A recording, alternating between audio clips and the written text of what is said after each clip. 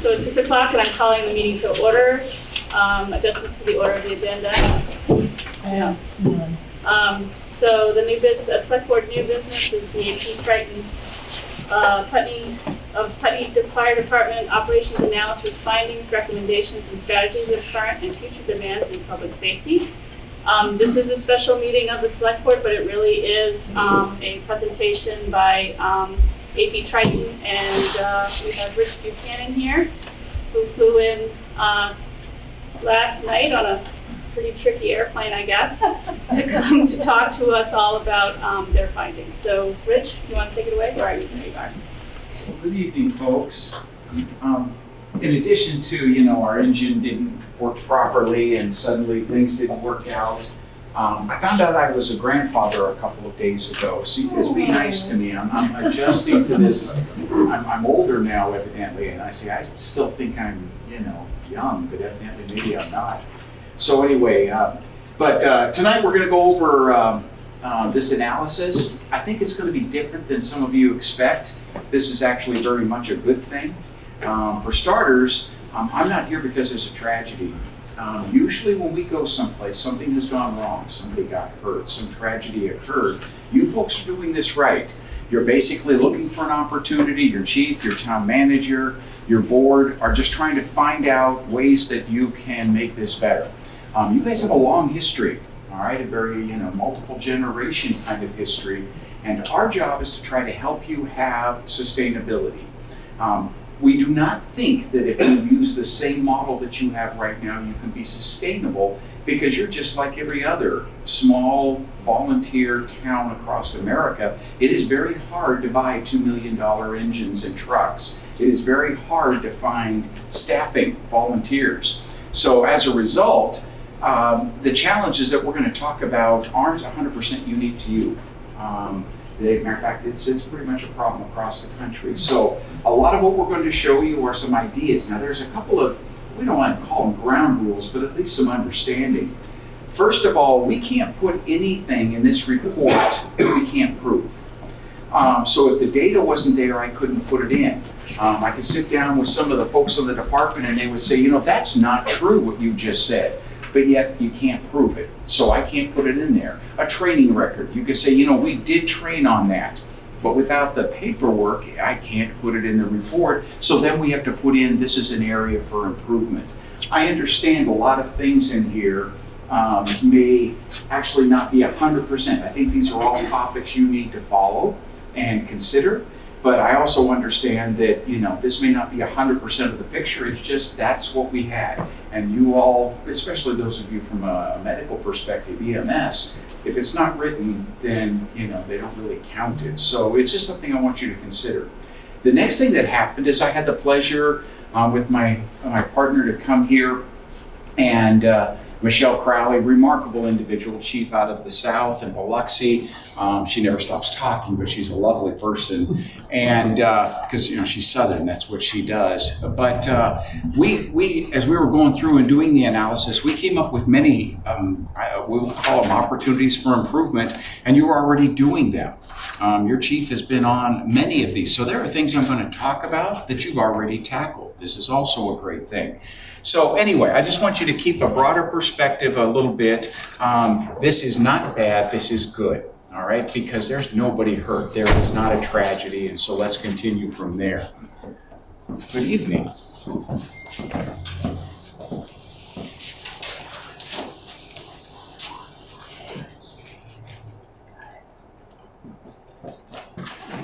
All right, first of all I didn't make this stuff up. What we do is we go out there are many standards and kind of criteria, and they measure a community just the same size as yours. So you're not being measured to keep up with Los Angeles, New York, or Detroit.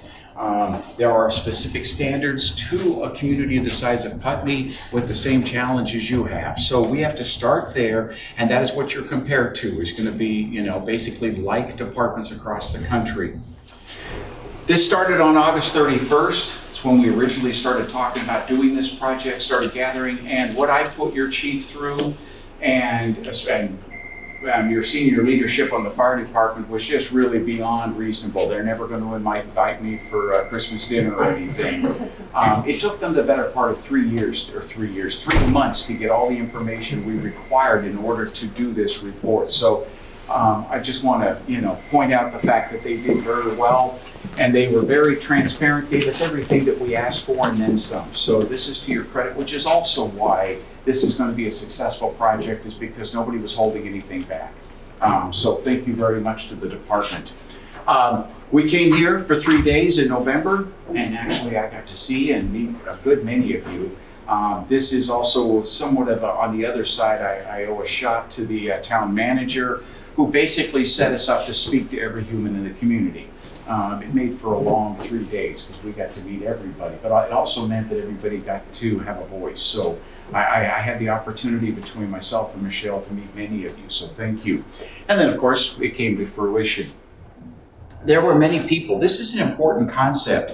This isn't Rich coming up with these ideas. I am one of 7 people that were on this project from all over the country. Each one of these people had past experience in this size community and running this kind of a department. So it means that you've got a broad perspective. It isn't myopic. And so I think you can at least consider the possibility that, with this many people involved, most of the recommendations probably need to be considered. There are 4 sides that we look at this. And by the way, I am going to get you home at a reasonable time. I'm going to move very quickly through this, and that allows all the time that your board actually wants to stop me and ask me any question that you want. So if at any moment you want me to slow down, just tell me to do so, and I will. I'm just trying to get to the opportunity for you to ask the questions. Sir, please come in.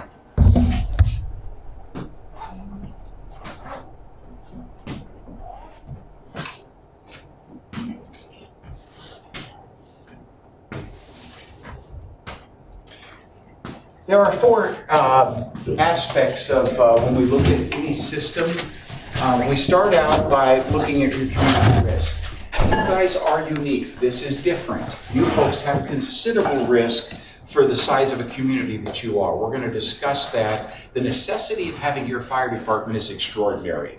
This is something that, because of the schools and some of the other hazards that I'm going to talk about, your risk in this community is higher than most just like you. So that part, you are unique.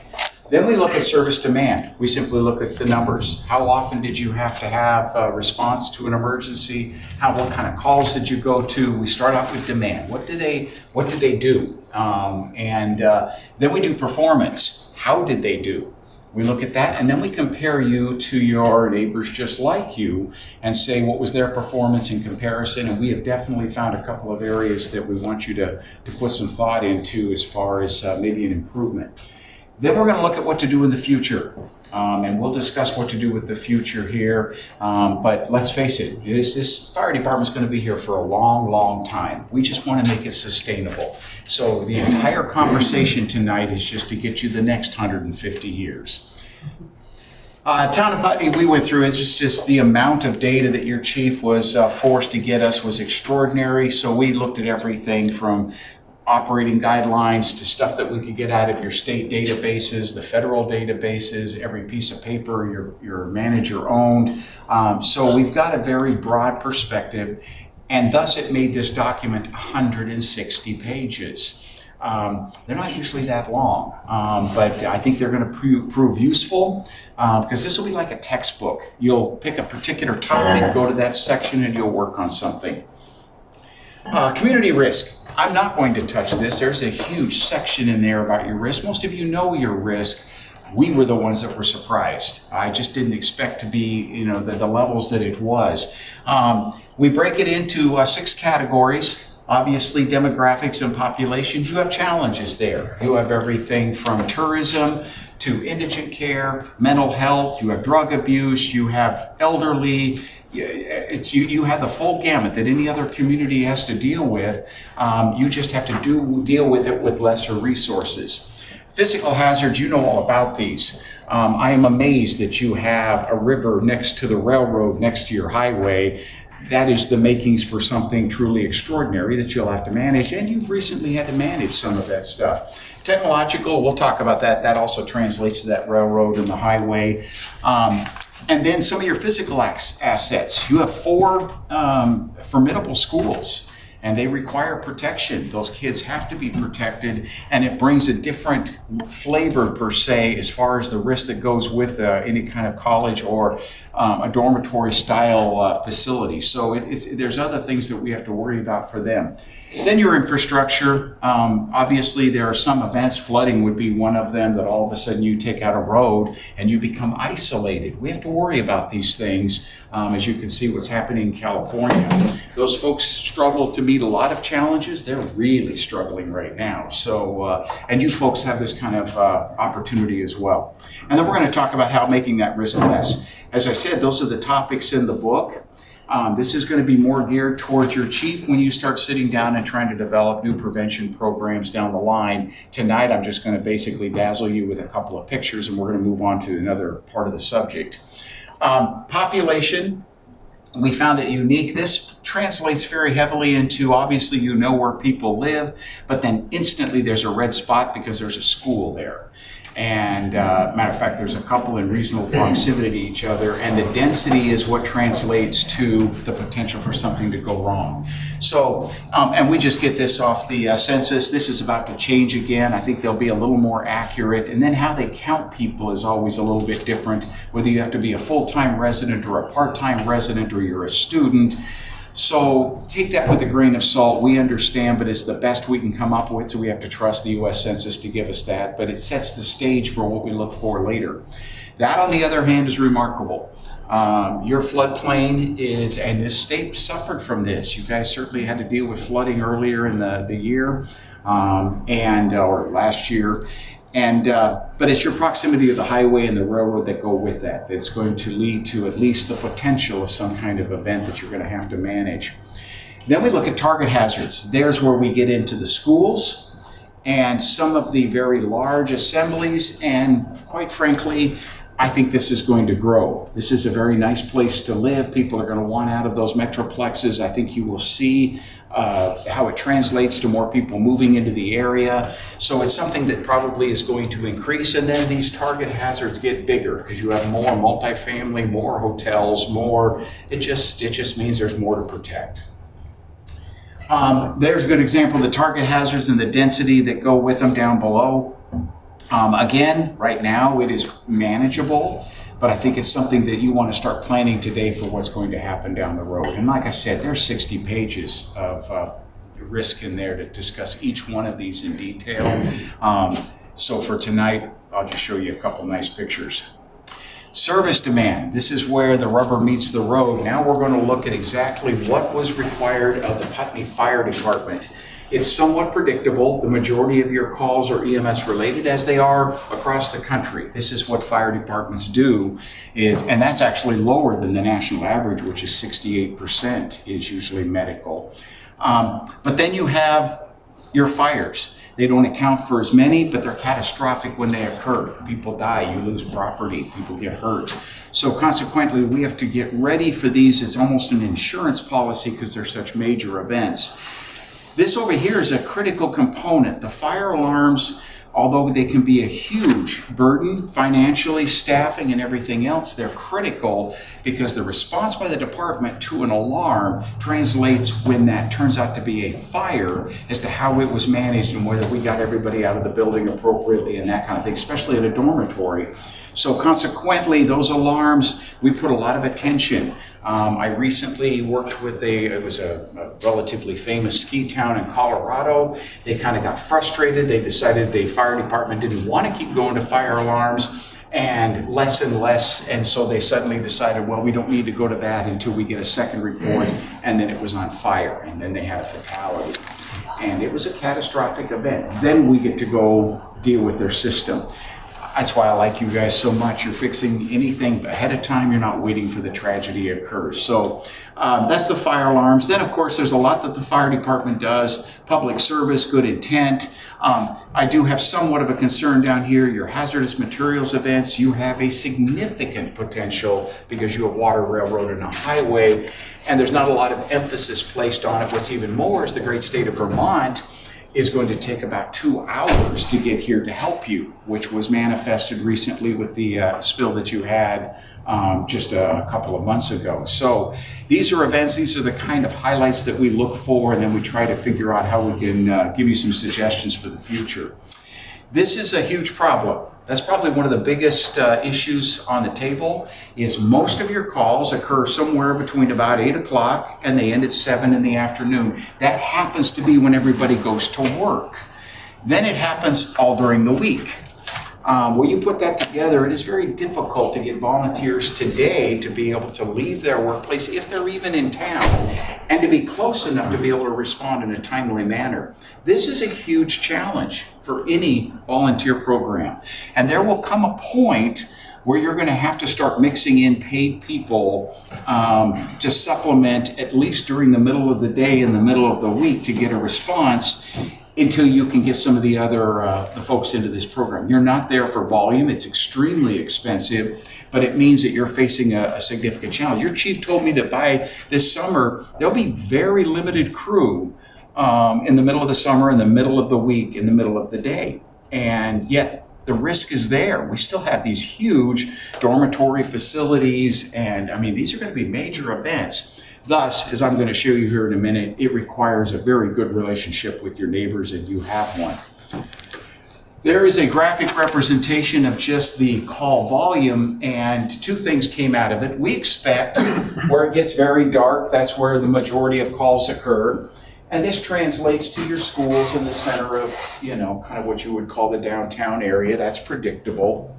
But what surprised is you're busy all around. You pretty much fill the town limits for Putney, and there are incidents all the way around this. So it means that it's dispersed. It means you eventually have to talk about more resources. You might even have to have another fire station. There's just, these things are happening, and you're already spreading it out. This also tells us that people are going to just keep moving here. So you'll see this get darker, and all of a sudden those dark purples start showing up in other parts. But it shows that the fire department is challenged with covering the whole town and not just a small mile square. They've got some pretty good burden to take care of. All right, here's the performance. And we got into great detail about each one of these topics. I'm just touching on it from the high level view. There is an issue here, as you're about to see. There are 3 parts to a performance. When we go in and measure either a bad event, an adverse outcome, or we're doing this process and we're just looking to see what the system is, we're going to start and see how quickly they get from the time you call 911. How quickly do they show up at your door? Because that's all that matters, is when you call for help and they came. So we'll look at your response time. Then staffing. Did they have the resources to mitigate that situation? There's been a lot of debate. The guys that are on the department know these arguments about whether we have 3 people on an engine or whether you have to have 4. Municipalities, major metropolitan areas, they argue about it all day long. A truck, does it have to have 6 people to safely operate it? There is nothing that proves any of those arguments. There's huge proof for if you have a minimum number of people on the fire ground, which is where a fire has occurred. If you don't have enough people, either a firefighter gets hurt or killed, you cannot do the rescue, and you can't mitigate the fire and stop it in the building. I'll give you an example of that. To fight a fire, a for real residential, there's fire in that house, it takes 16 people. This is going to go badly. And by the way, that is our ultimate goal here, and it is your goal, is you're not showing up for one of these folks' funeral. There's nothing worse than a firefighter funeral. It breaks your heart. Or we don't want your constituents to die in that fire. So most of this should reflect on just how do you get the job done and get everybody to go home to have dinner. So we're going to look at the staffing necessary to mitigate these situations, and then we're going to look at your equipment. You have a lot of equipment, maybe a little more than you need, but you have good equipment. And so you at least have the resources in this building to send to this if you have the staffing to get on that equipment. That's going to be the challenge.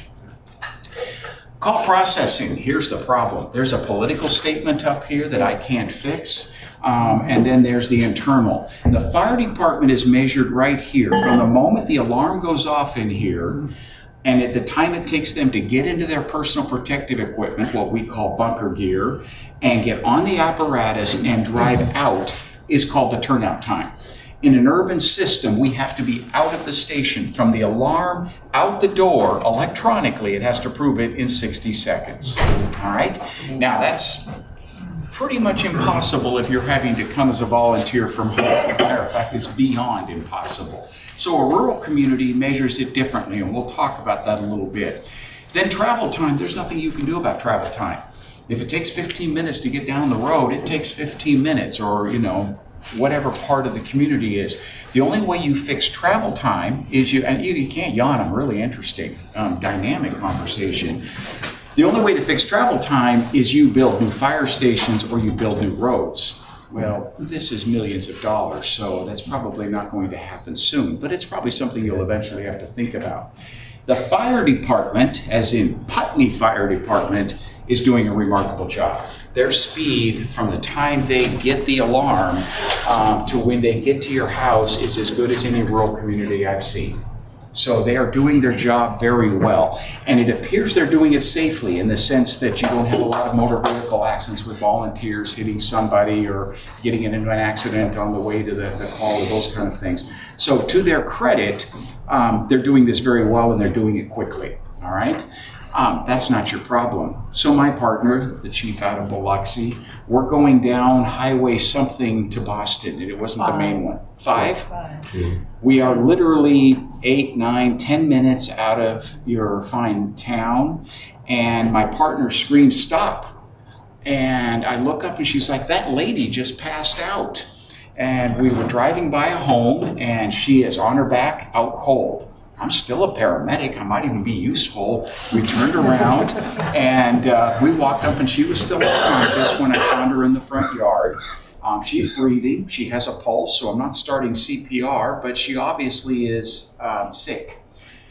My partner calls 911. We waited over 30 minutes for the ambulance to arrive and we were barely out of town. I was appalled. Okay, there's just no way you can wait this long, and I'll prove it to you here in a minute. Now, there is a factor. Your time from when you dial 911 on your phone till it gets to this fire station is awful. Your dispatch system is truly not working, all right? The good news, ma'am, is they know it. They're working on it, both, in New Hampshire, the organization, and I'll show them here in a minute, they're working on it, but there is, by the time it makes from here, and that is right, New Hampshire, right? Yeah, by the time it makes it to New Hampshire, then makes it to the state, and then makes it down to here, this is not right. I know that your county sheriff is working on this. There's a lot of entities, and your fire chief sits as a member of the board that's trying to fix this, but that is a significant problem because here's yours. Well, I'll get to it here in a second. Your times are fantastic. It's still 30 minutes, and after 30 minutes, it's too late. There's a couple things that go wrong here. You guys ever watch the old movies? The New York firefighter goes running in barely with his helmet on or her helmet on, and that's about it, carrying an axe. They're America's heroes. Those days existed about 50 years ago. They're long since gone, and I apologize if I kick you in the foot. You can kick me back. Most buildings back then were heavy timber, and they could sustain fire for a long time. As a matter of fact, pretty much about 35 minutes, the building could burn. Then we go running in, and it was all smoke from, the wood, and they could put it out, and it worked, to be perfectly honest with you. Those days are gone. First of all, with the new TGIs and the materials they build, including this building, we have about 11 minutes and this building is coming down. All right, that means, and that's not the bad news. The bad news is everything in here is made of plastic. All plastic converts to hydrogen cyanide when it burns. So in this room, even if the sprinkler goes off, There's going to be a whole bunch of firefighters running in and pulling unconscious wet people who have cyanide poisoning from all this plastic burning. So the dynamics have changed. We have about 8 minutes. If we're going to truly save a life, it's about 8 minutes is the window of opportunity that we have as firefighters now. That's not going to quite work if it takes 30 minutes for the apparatus to get to your house. This is something that's going to have to. Now, the 15, and by the way, it's going to come up here in a minute, which is your time. Okay, we're close. We're fighting it. We have at least, compared to communities like you have a fighting chance. We have to fix dispatch. I'll get off my harping, but it is terrible. And we want that one worked on. And it's a political nightmare for your town manager and your board, but they're working on it. Medical's even worse. If there's a cardiac arrest, from the moment that you have a cardiac arrest, which is pretty much as bad as it gets, that no heartbeat thing is an important thing. After about 8 minutes, there isn't any chance of survivability. 8 minutes, that means we have to. Now, your ambulances are coming out of Brattleboro, and they're doing pretty good. I wish they were a little closer, but it is also the choice when you live in a small community. It's going to take a little more time. But the 15-minute window, which by the way is here, it's kind of hard to see, and I cut it off a little bit. All calls, if you look at them, are at about 14 minutes, 52, somewhere in there of getting emergency there. Doesn't include dispatch. I just wanted to evaluate the fire department. They're doing pretty well. As a matter of fact, as I said, you're doing as well as, I would say 99% of the rural communities. Fires, it takes about 15 minutes to get there. Your ambulances are getting there a little bit faster, but 13 minutes is still beyond 8. So eventually we want you to design a system that can be faster. Maybe that's 5-10 years down the road, but at least you want to think about what you could do to improve the service. But you're consistently doing well. That's important. If you leave out dispatch. After that, it adds 15 more minutes, and 30 is not even something you should be talking about. Here's it. You can't read that. You know all the names up there. This is the number of communities that must respond in order for you to get to the minimum number of firefighters in the middle of the day on a Wednesday to fight that fire and not get somebody hurt. So that means your neighbors, now here's the good news, you're providing the same thing to them because they can't do it either. So Putney's heading over there to help, Dummerston and back and forth. It's called mutual and auto aid, and it's a good thing. But it points to the fact that you do have good relationships. This is where I want you to put your attention. Probably there's going to come a time where there's going to be cooperative agreements between these, and consolidation is a bad word. You want to keep your history and your autonomy. I get that, but it's going to require agreements that bring you together where each entity has a specialty, which I see a lot. This department here is going to bring this type of service. This one over here is going to bring another aspect, so that you're not duplicating buying $2 million and everybody has one. There'll come a time when it's time, and probably that time is now, to start working with your neighbors to combine a response, because you're already doing it. It's just not organized yet, but we'll talk more about that in a little bit. Service delivery. All right, so now we're going to step into Putney Fire Department, and I'm going to look at the top 4 and we evaluate. We have a different person who looks at each section. That is their specialty. And we're going to evaluate your fire department. Now, I qualify it again. 1, I have to base it on the true documentation and facts that we can find. And I know somebody, this nice gentleman right here is looking at me, he's like, oh, no, hell no, he's wrong. I could be, very much so. But if you can't prove it, then that is what they're going to measure you against if there is a tragedy. So some of what we found is there's some documentation things that need to be fixed. Your chief knows this. They're working on it. Things that I got to be able to prove. So we'll start out with staffing. I've talked to the chief about this. This man needs a vacation, folks. Not only is he holding way too many hats, he goes on every EMS and call that's out there. Look at him. He's tired. Okay, you guys got to give him a day off. We want to break up somehow these 5 hats. All right, now how you do that, there are many ways. Some ways it might be, okay, instead of having a full-time FTE, we turn it into third-time FTEs. I don't think that's what you're going to do. Maybe you will say, well, we just need deputies for each one of these positions. But no matter how you guys design it, and I'll show you here in a minute how to design it, we can't have one person who's that dependent for a whole system. You don't have a system. You know, he is going to Kentucky in next day or so. He might stay. It's a real nice thing. And then your entire community is out everything. You can't have that kind of a system. So there's going to be a point here I explain how to swallow this 160-page document.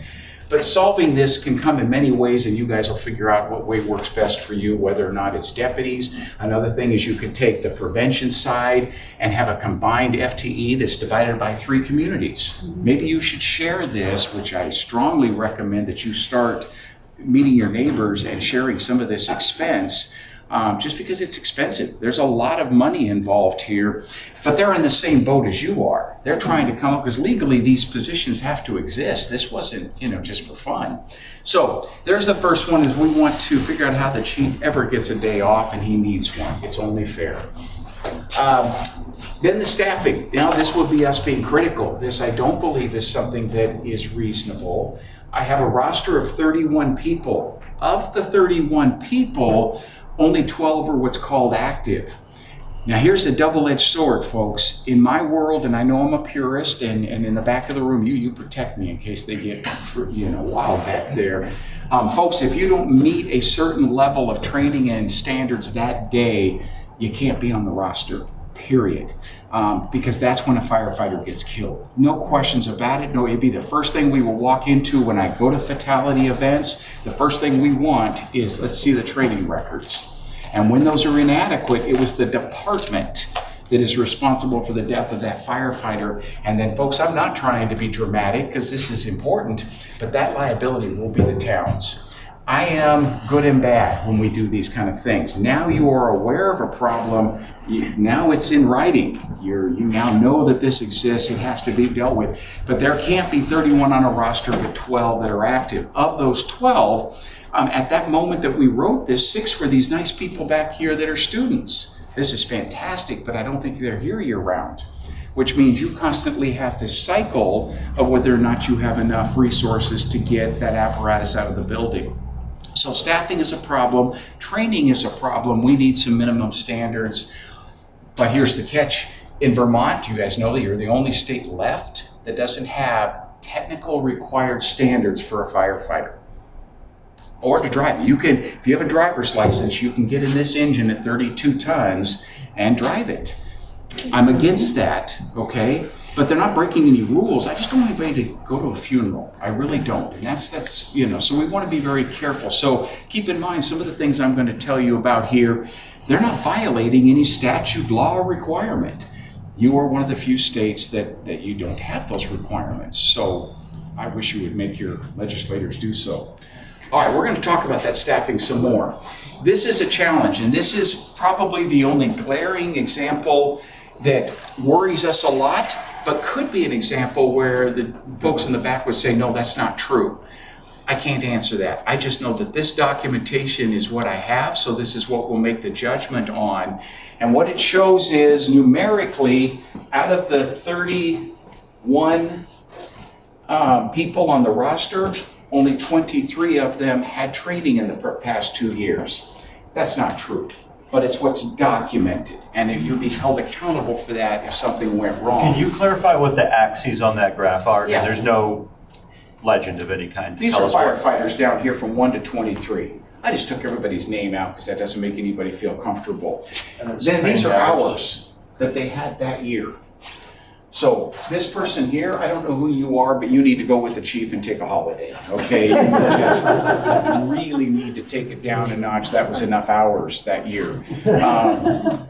But this worries me because there's, like I said, there's out of the 31, there's 9 people here, 10 people here that aren't accounted for, that aren't on this list at all. And then I have a whole lot of people with very minimal, and it gets worse. The gray is 2022 that showed, okay, it wasn't what we would consider adequate, but it's okay, but 23 was much worse.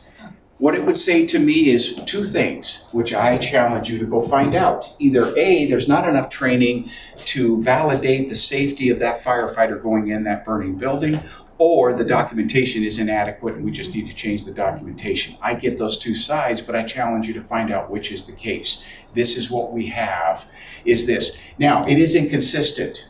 I think regardless of whether the documentation is the real enemy here, we need this to be very flat. Departments that are successful, every firefighter has a certain level and they all maintain that level across the board. This one is very inconsistent. So this points to a need to change your training system. And it is the foundation of everything that goes right and the tragedy that goes wrong. Questions so far? So we have a concern. One of the things that this department does not have is a designated training officer. You have people that maintain it, plan it. I want the person. And that might be another one, that you get 3 departments together and you hire a training officer, but that would clean up the documentation part of this and a few other things about training that we'd like to see. When we do this part of the analysis, these are the kind of calls you run. So these are the incident types, broken into those categories. This is how much training was done in those 2 years, or 22, in each one of those categories. This is the number of, or percentage of calls. Now, some of this has to be that way. We have to train a lot for fires that we don't actually run very often because they're catastrophic when they occur, and it takes a lot of training to manage that. So we expect maybe not quite this big of a difference. You know, that's at 7%, this is maybe at 40, this is probably a little high and it needs to translate down. EMS, not bad. 51% here, only 34% of the training, probably a little more EMS, a balance we call it. I have concerns about that. There weren't any documented hours for hazmat. I think there were classes on hazmat, they just weren't documented, but yet you run quite a bit of it, and with your railroad, your water, and your highway, I want you to do a lot more of it. I'm a hazmat technician, and it's very difficult to manage these events, and you're waiting 2 hours for the state of Vermont to come rescue you, so it's probably going to take some more help. Wildland, I understand this. You don't have it, and you don't train on it. That's because everything here is wet. I don't think you guys ever dry out. Now, if you do have a drought, maybe you will have to, but you just don't have what we have in, Colorado, California. We have these massive forest fires. Your stuff doesn't burn. Congratulations. So probably that's balanced. All we're saying here is a training officer, which we recommend, would go through and balance that a little bit more and make sure that your training matches the needs of the community and we're protecting everybody that goes in. Well, I mean, come on, it's a good looking picture. We have concerns about this. That piece of equipment, your truck, is probably the most dangerous piece of equipment out there. When it goes wrong, lots of people get hurt or killed. Not only just driving it, but trying to operate it. The training hours documented do not support letting that leave the building. I do understand that probably there's a lot more to it that just aren't documented. I get that part, but this would be one of those when you guys, and I'm going to recommend here in a little bit that you guys do a strategic plan. I want somebody to look into this. Are we really training enough to have this piece of equipment? Because it's very expensive to maintain, very expensive to operate. And I want you guys to do an analysis, see if the efficacy of the need. Now, I understand there are things like the ISO and the insurance requirements, but you have neighbors with these trucks. Let's find out if this is really necessary, and if it is, fine, then make an adjustment to the training, but we're concerned. Yes, ma'am. Are there any communities where they have like a regional captain, a regional fire department, where everybody's contributing to that regional pot? Because everything I'm hearing from you is that we need a regional strategic plan. I would love you to. Okay, and then each one picks, especially, and maybe, you got hazmat here. I don't know if Vermont would ever share it with you, but, maybe, depending on your department, do you need 4 of these in the area? You actually have a lot of them. I just need to know, is it the right thing? But yes, regionalization is everything. That doesn't mean you have to consolidate. Keep your history, keep your traditions, but you're going to have to do it as a group. And I'm going to talk about that here in just a minute. Stop siloing the money and let's work collaboratively. Especially, the first one that they do that makes everybody feel better is a training entity. 6 departments come together and build a training center and have a person who's running that, and that way you share that expense because it's expensive to do that. So training might be the first way to break that seal. But we're very, how do you say this without being politically, we're isolationists these days. That can't be the fire service anymore, not at $2 million a piece of equipment and a shortage of people. We have to do it differently now, so one of those is to come together. So I want you to evaluate all that equipment to make sure it is the right piece of equipment in the right place and whether they have the training and expertise necessary. That hits a power line, 7 people are going to get killed putting up that ladder. So things go wrong with this piece of equipment. I just want to be careful. Recommendations. All right, so this is I pulled, there are what we consider, there's about 72 recommendations in the report. 50 were highlighted in the back where we actually tried to break out, this is a recommendation, this is the outcome, this is the cost. For those in the back that are actually running the meeting, this would be the board. I would start with the recommendations. Then once you read a recommendation, then I would go to the body of the document if you'd like to read the narrative about what we have. Keep in mind, again, some of these things are in process right now. Your department has already reached some of this, and so, but at the moment that we were writing this is where we saw the deficits. The first one and foremost, I can't emphasize this enough. I stand on the chair if it didn't, cause me physical harm. You need a strategic plan. You take a 160-page document, you put a group of people, have it professionally done, and I'm not marketing anything, I have way too much work, but find somebody outside the system that gives you neutrality. You need an outside company to come in and do a strategic plan to take that document, if that's the document, and break it down. What is the priority 1, 2, and 3, immediate, mid, and 5 years down the road? The key about it, when you do this professionally, this goal of staffing is an initiative, or not goal, but this initiative of staffing, that's the big umbrella. This is why you want to use somebody who actually does this for a living. Then you get down to a goal.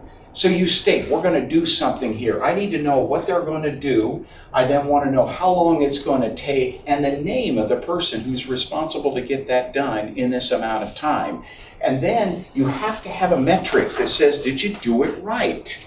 We all stand up and say, oh yeah, we're great. We did a good job. It doesn't mean you did. I need a metric. So a professional organization will help you write. They have these acronyms, SMART, objectives, and those kind of things. But basically it means there's got to be somebody that can measure it. Yes, ma'am. When you undertake a strategic plan like this, Sue Coakley, I'm with the Planning Commission, who needs to be at the table? I mean, obviously a professional to help put it together and ask the questions and facilitate the process and get a result. But who needs to be at the table to put a strategic plan like that together? Well, thank you very much, because segues make me look intelligent. I'm grateful to you. When we do them, they're even on a smaller scale. They take about 2 months to build it in advance, where you get all the data and the information and that kind of thing, which you guys just finished. You don't have to do that part. It's sitting in front of you in that book. You have all the data and information on that. Then you plan the session itself. We divide it into thirds. The first third is you get the community together. Now, before that happened, you do the survey, so you can see if you can get a large body of people to express themselves as to what they want. And you write and you encourage people. You send it to them 15 times, so they'll actually fill it out a little bit. But you gather a survey from your people. Then you do a community forum. And that's usually one day where a select group of a balanced third, a third of constituents, homeowners, a third of business, and then usually a third of public something. This could be law enforcement. It could be somebody that works at Road and Bridge. It's somebody that's employed by the county or the city. Those people get together and you run a process for a day and you go through, because as it turns out, you folks pay the bills. This is your money. So consequently, you've got to tell these people, what are your expectations for service? One of those parts when I do this, I'm doing a massive one for Riverside County right now, that I'll be in Riverside County for 6 straight weeks. That's punishment right there. But nice people, though. Did I mention that part? So, it's recorded on tape here. one of the first things I will do is we'll go through and we'll do a force comparison exercise to find out what your priorities are. And I'll look at this nice person. Tell me your name. You can pick one. Barbara. And I would ask you, how quickly do you think an ambulance or a fire truck should show up at your house? 6 minutes? 8? 4? Not in Putney. You just pick one. Pick it. It's different. Are we talking a fire truck and a first responder or an ambulance? You pick. It's a somewhat rhetorical. So the last time I needed to call an ambulance, I came to the fire department with my child to leave the ambulance. That's a good start. No. I'm going to help her because you want to answer it. How about 4 minutes? Okay? By the way, that's an urban standard. That's the national standard for a city, is it has to show up at your door in 4 minutes or they can't be accredited. Okay, well that's neat. It's not happening at Putney, by the way, but it could. Somebody tell me how to get a 4-minute. The chief right now will promise it. I'll get you a 4-minute response to every house in this town. All you got to do is pay for it. We're going to build 3 stations. We're going to staff them 24/7. Yes, folks, it would take more money than any community could have, but it's possible. So the community sets the stage and sets the standards that they want. They say, you know, we're comfortable with 10. We're comfortable with 12. That's what we expect. That's what you're willing to pay your tax money for, and that's your goal for the future. That communicates to your elected officials. And then the elected officials, of course, it translates to funding and that kind of thing. So 1/3 of it is the people. You start out with, bring them together. They're the ones that hold the checkbook. They're the ones you answer to, and you get their expectations. Then 2 days, it's a balance of public officials, responders, and a little bit of leadership in there. And then you spend 2 days deciding, okay, there's only going to be, I pretty much don't let people get beyond 6 initiatives, but there can be dozens and dozens of goals and objectives, but each one of them has to get to this point. One of the nice things about that when you finish a strategic plan is the person has to stand before you and tell you, we didn't get that done. And if that's the case, then you've got some decisions to make. Maybe you've got to get somebody else to do that project or whatever you want to do, but it holds people accountable. And it gets it done in a timely manner. So without beating it anymore, I really want you guys to do a strategic plan soon. Just one other question about that, though. So do we ask a very tired fire chief or a very tired town manager to run this process? Is the select board running this process, engaging the consultant, putting the call out to the community to be involved in the ways that you're talking about? What do you see for rural communities? I mean, that's one of our challenges. It's a very good thing to do. But coming out of here, what could we imagine? How does it begin? Who takes that on? Somebody that the manager assigned this to, but not her, and not your fire chief. Right. And then, but they know your community, so they know who, let's call these 5 businesses, let's get a hold of these 2 schools, let's invite these 5 residents. They facilitate the list, but then the people you hire to do the strategic plan should do all the rest. Absolutely. But yeah, you wouldn't want me going through the phone book saying who I think would be fun. No, it's just the leadership for it, who's giving Yes. direction to it. So it's really the town manager is what I just heard you say. At least the list of people. After that, then, you know, that's the group you have. And guys, there's lots of folks that can do these projects. Just don't do it internally. Only because you get very tunneled on whatever agenda that person has, where you want somebody from the outside keep everybody off track. All right, enough about that. The next thing I really would like to recommend, it is the first step of this. It comes with that community session in the beginning, is I want you to write performance standards and pass a resolution. Let me explain that. It looks like that. I even wrote one for you. It has a lot of whereas and, your attorney would clean all this up and make it good. But what it says in here is for fires. We will get there in this amount of time with this many people with this equipment. You're not going to probably meet that, but it says what the town wants for a goal, and then you're making budgetary decisions and staffing decisions based on a foundation. The problem is many people try to swallow this document and they don't even know what their goals are. I want the people to tell you, well, you are the people. I want you to tell them, I want a 10-minute response. Great, there's the standard, you adopt it, as that is our benchmark. Doesn't mean you're going to get there right away, but then from now on, as you start to make decisions, you're doing it based on those benchmarks. This is your goal because this is what the people asked you to do. And then at some point, sometimes you have to go to the people and say, look, you guys want a 10-minute response by that ambulance or that fire truck. We need to do this with the tax money. Okay, then you decide what you want, or are you willing to drop it to 15? That's up to you, it's your community. But this is a good start, our performance benchmarks for our community. Same would go with your ambulance company. You have a private ambulance company that provides you care. You sign a contract with them every so many years. I don't even know how many years it is, 3 or 5. And you would use this document to say, these are our benchmarks for our community. We want you to agree to get an ambulance here in this amount of time with this level of care, paramedic, EMT, whatever you choose, and then it's in the contract. I would say that you're one of the few communities that do not have that in your contract. You have a contract that says Rescue Inc. will come.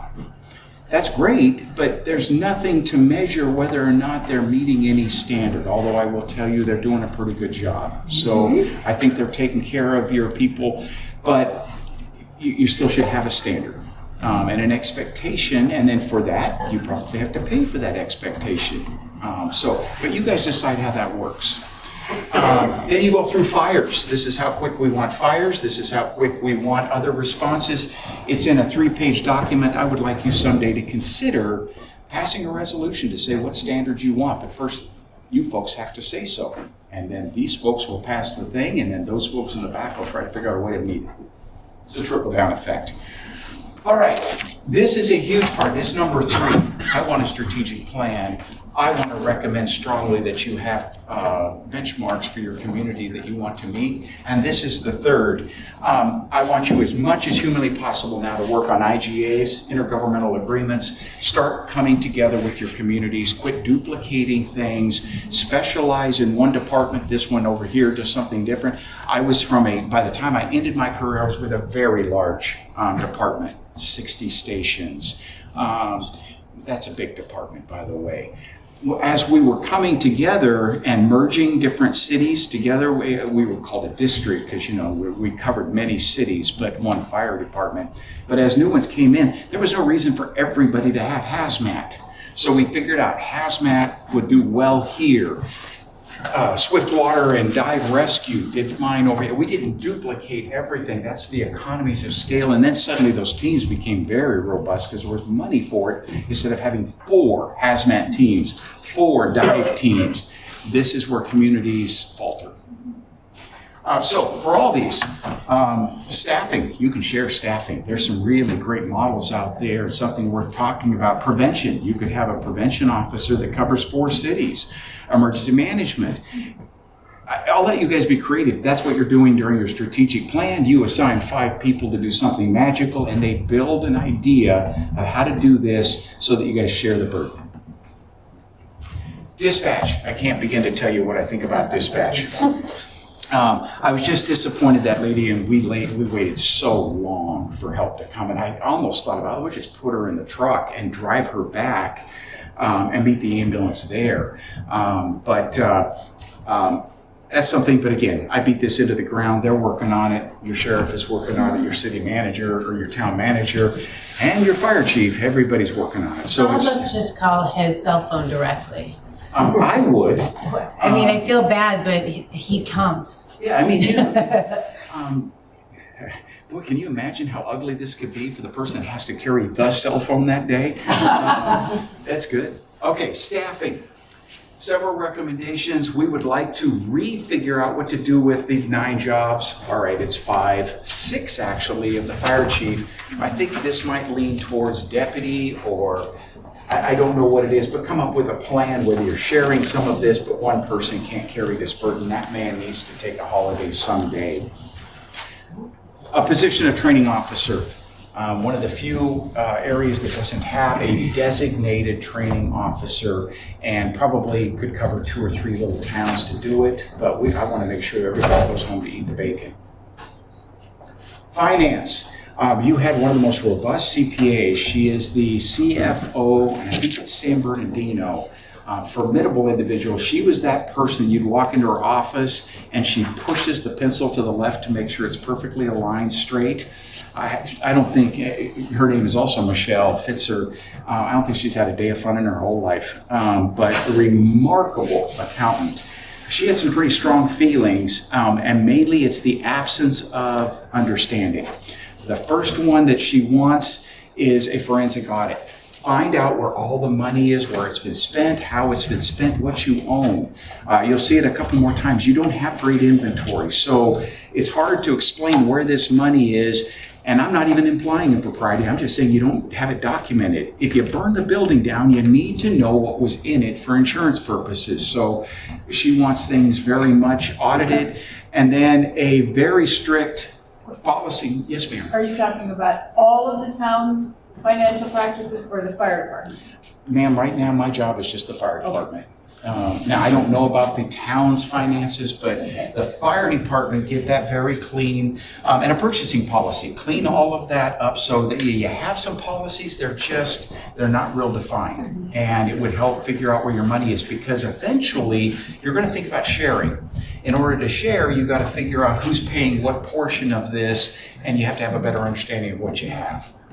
The second big one that she wants is the relationship between the Putney Volunteer Fire Association, which is extraordinary. It not only has helped part of this building, it buys that a lot of equipment out here. This organization needs to be nurtured and maintained, but there's got to be much more formality, because every 2x4 up there belongs to the town of Putney.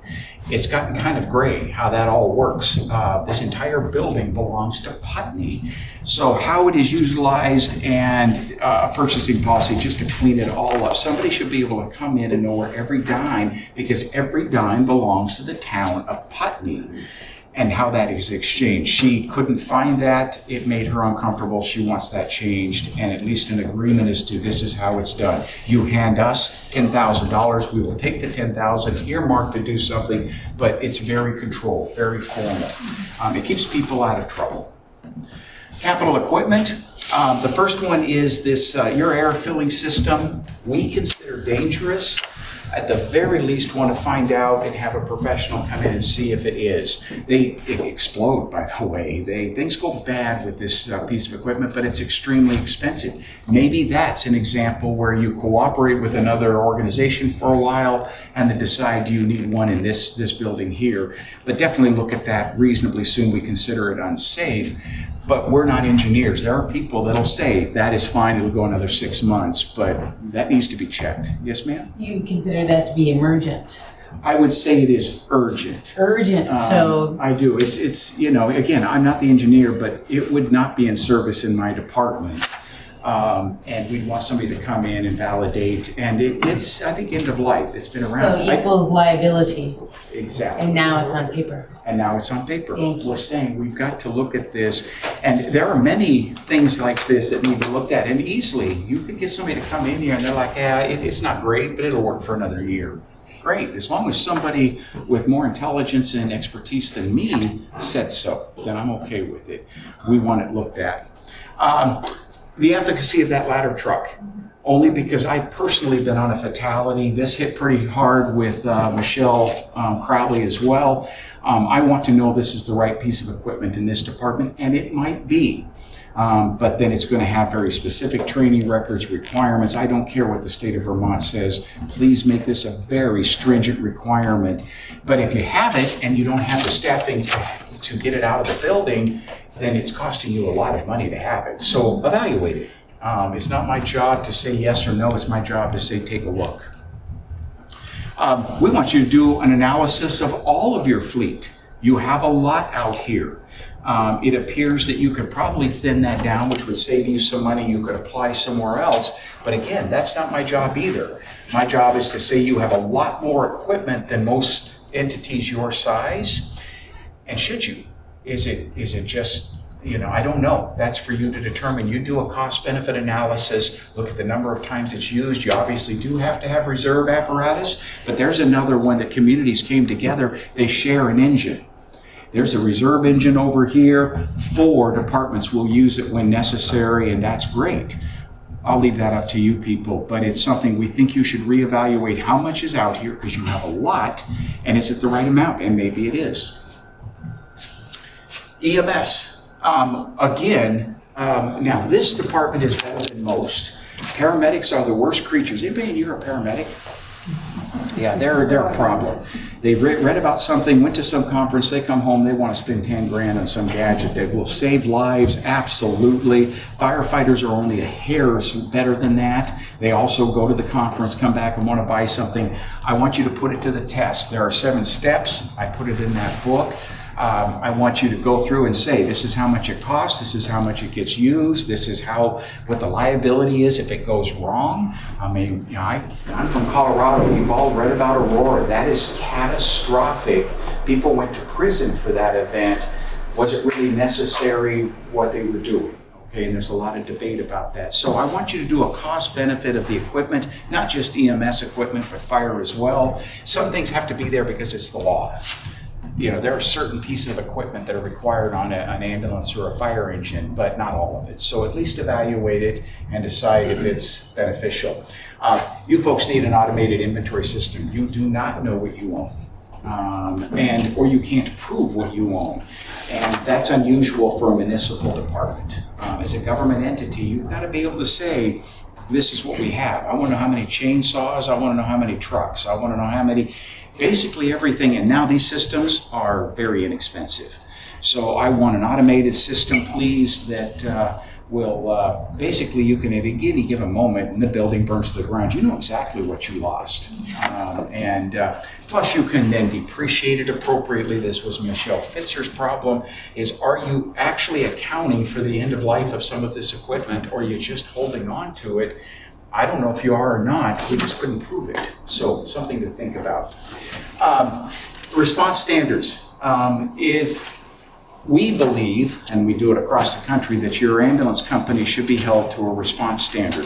When it comes time to negotiate that contract, see if they will. It's what everybody else does, but you guys got to deal with the circumstances you have. But like I said, their performance is good. I just want it in writing. So something to think about. Training. If there's not a specific annual training requirements, they must come off the roster. Now that's not a recommendation. That needs to happen. I don't want you to attend the funeral because they did not have adequate training at that moment. They've been gone for a year. There's a series of events that have to occur before they're considered competent enough to do what they've got to do. So set up now. What those annual training requirements look like, that's the department's job. They go in and say they have to do these things. We have a specific checklist in my department. You don't meet that. In my case, you're actually taken offline, which is a problem. But you folks just need some more rigidity to making sure that everybody is ready to go on that fire at any given moment, or they're not on the active roster. And then you really know what your staffing situation is. It's not 31.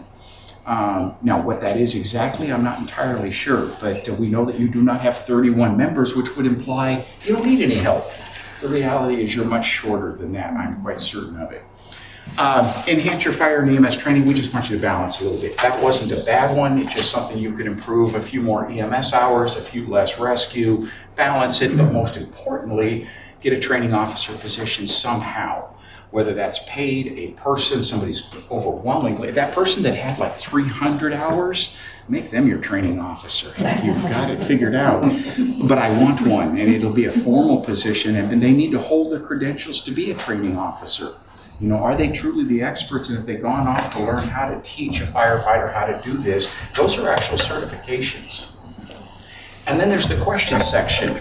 So, in that Reader's Digest version, what can I answer for anybody in the room? Yes, sir. How does our budget for public safety, specifically the fire department, compare to how you would imagine it might look? Absolutely synonymous. I think you share the same challenges. You do have a capital equipment budget. You have been able to replace engines when necessary. I think as far as the funding that you have, it is somewhat supplemented by your association, and that's fantastic. So that probably makes you a little bit better than many communities. We're currently helping right now, and I got to get the 3: Rockingham, Bellows Fall, and Saxton River.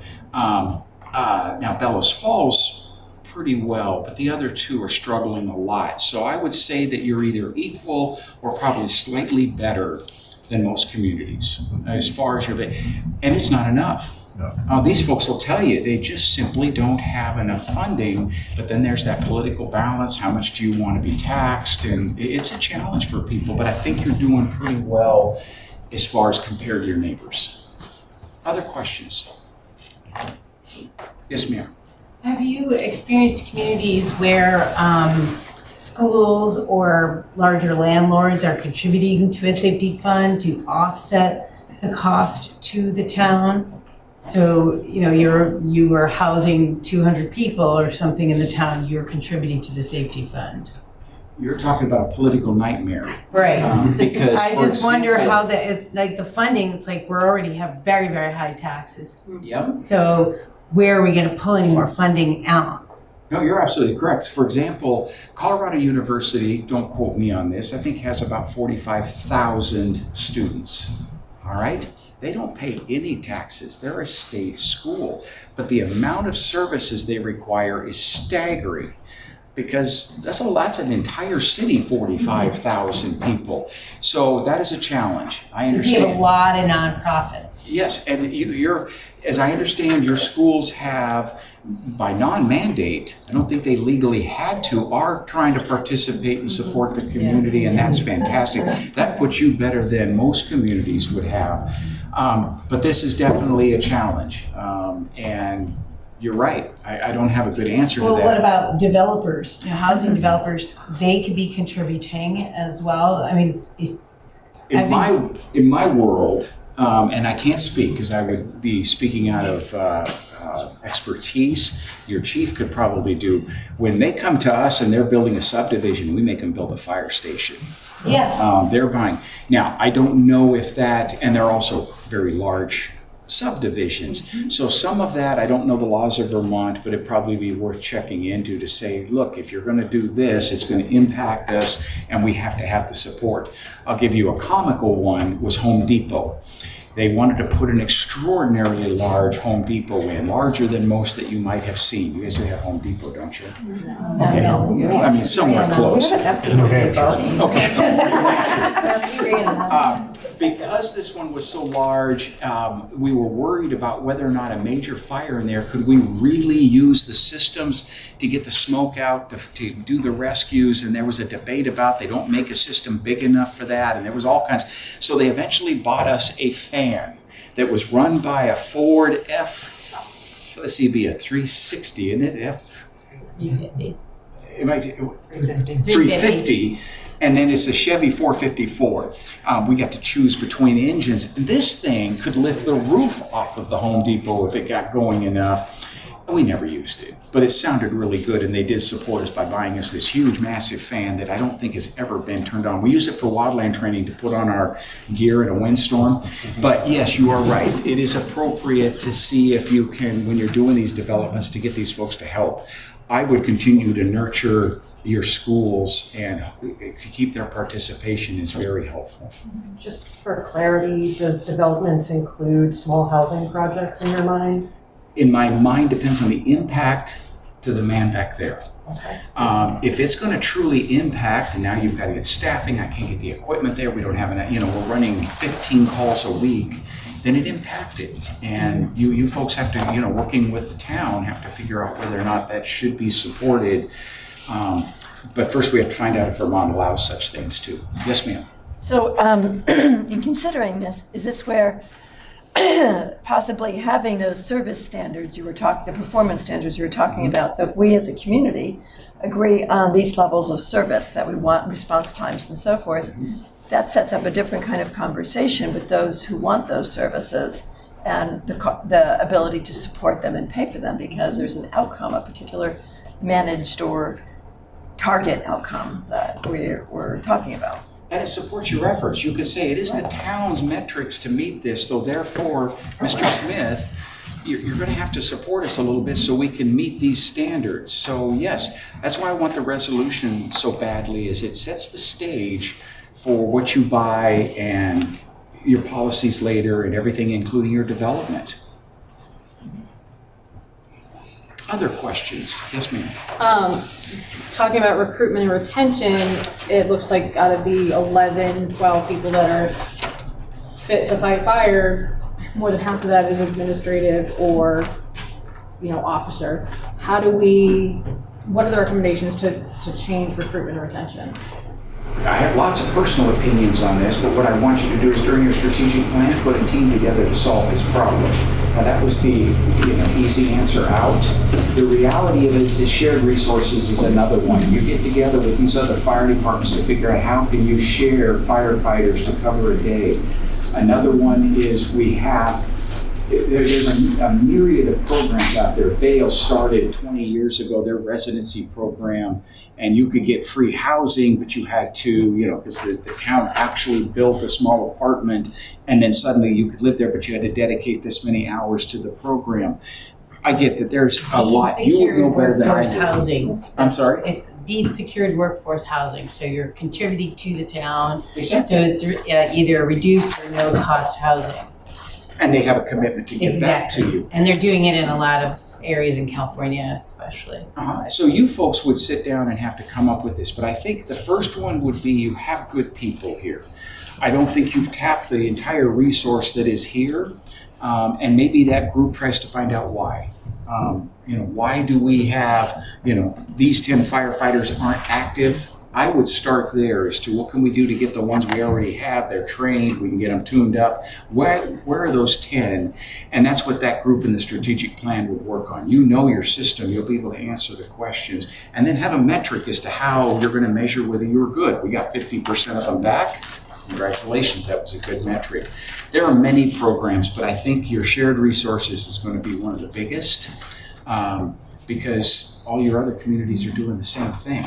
You might eventually evolve to where there is a paid crew shared by 3 towns that gets centrally located during the day so that at least that first engine got there with at least enough capacity to do what we call a transitional attack or maybe even a rescue.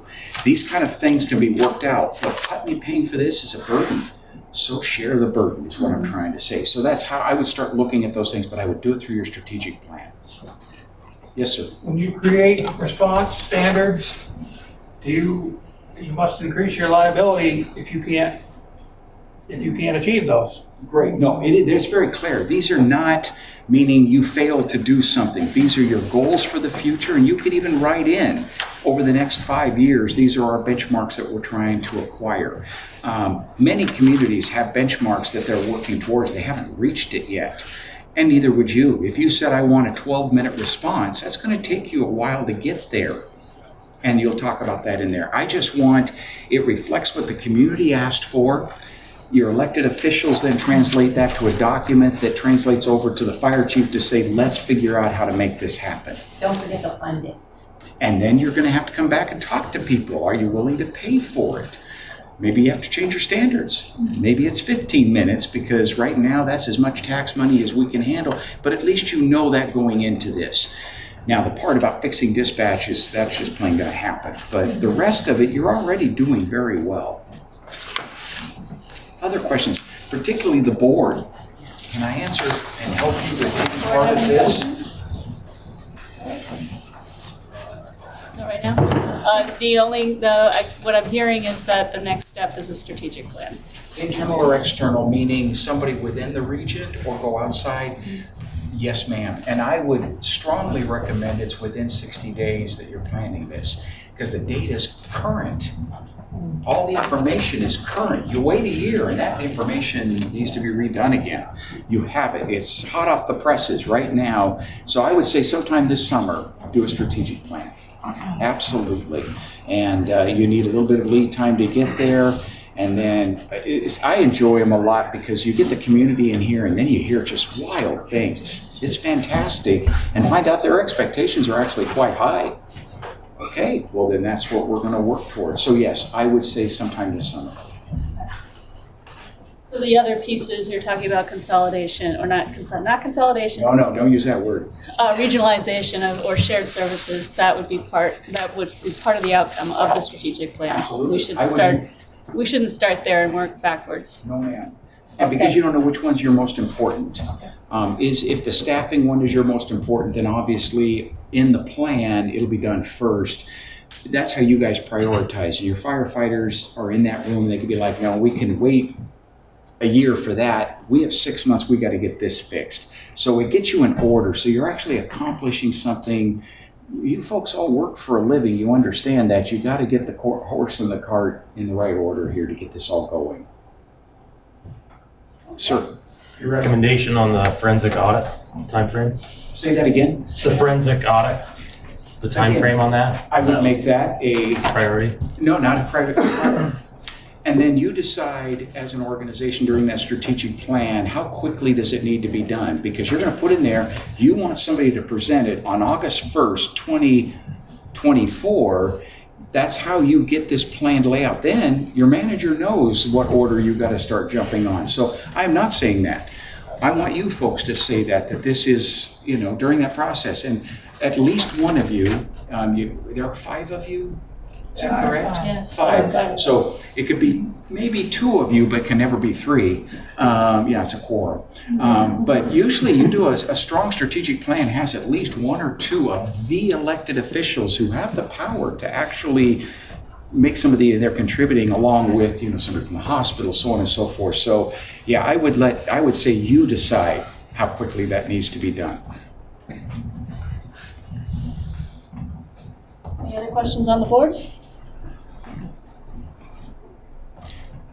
Ladies and gentlemen, I took up enough of your time. I will get out of your way. Please feel free to call me if you have questions. I mean that. You're more than welcome to get a hold of me if I can help guide you. I know I'll hear from your fire chief, so let me know if I didn't explain something well, and thank you very much for letting me be here. I truly appreciate it. Since you're meeting with Rockingham, Texas River, that's also an area that could be part of the collaboration. So I'm wondering if you might pitch that to them while you're there. And that's why we're there, is they're talking about coming together. Yeah, like the whole region Yes. of southeastern Vermont needs to work collaboratively. And I'm hearing the funding is going to be a big part of it. So if we have all these towns, and I loved your idea of a regional, paid crew for responses. Absolutely. Yeah, that's amazing. So you'll talk to them about it too. Yes, and their challenge first is they got to get along a little more. Those 3 entities aren't exactly cohabitating perfectly right now. As soon as they cohabitate, then I think it's absolutely to take that group, Brattleboro, you, and start talking about some of these things that you can do. Again, one of the things that I am bothered with, and I think the chief mirrors this, is your hazmat response is very, very weak. Very weak, and then you wait for the state that long. As a community, I want you to talk about that someday. Maybe it'd be a good goal, and then have some benchmarks, especially if the state would turn around and let you borrow their vehicle until they got here. That would be nice on their part. Maybe they should have one stationed in southern Vermont. There you go. Everything seems to go to Chittenden County in the money. Isn't that funny?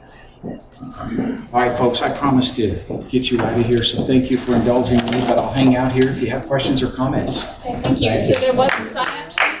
Oh, sorry. We can hold our, just 1 second. There is a sign-in sheet somewhere. It's right here. Okay, if you haven't signed in, please do, just so we have a record of who attended. Yes, thank you very much for coming all the way, Rich, and thank you very much for this very informative report. Thank you. So, yeah, go ahead. Rich, certainly for myself and the entire fire department, thank you very, very much for all the work you and your folks did. This was exactly what we were looking for. So obviously it answers a lot of questions, turns on a lot of light bulbs, and already we've started internally taking care of addressing a lot of things. There's a lot more to address, and and that gives us the plan to go forward. So thank you very much.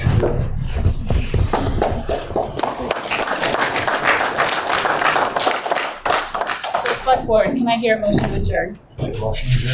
Second. All right, all in favor? Aye. Any opposed? Thank you, everyone. Before everyone runs away, we're having a select board forum here on the 24th, I believe it is, at 6 o'clock to hear from the candidates for select board this year. So come join us. It'll also be hybrid, so you can look online and find it there. It's on the town site.